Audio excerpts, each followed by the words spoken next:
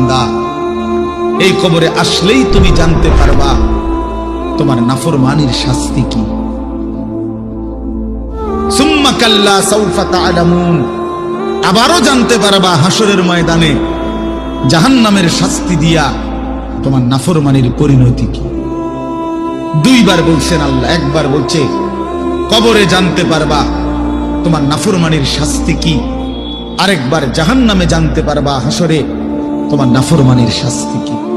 সামান্য কয়টা বুট বেচতে বেচতে বেচারা এক ওয়াক্ত নামাজ পড়ে না, কদ্দুর চা বেচে, দুইটা বন বেচে, বেচারা এক ওয়াক্ত নামাজ পড়ে না।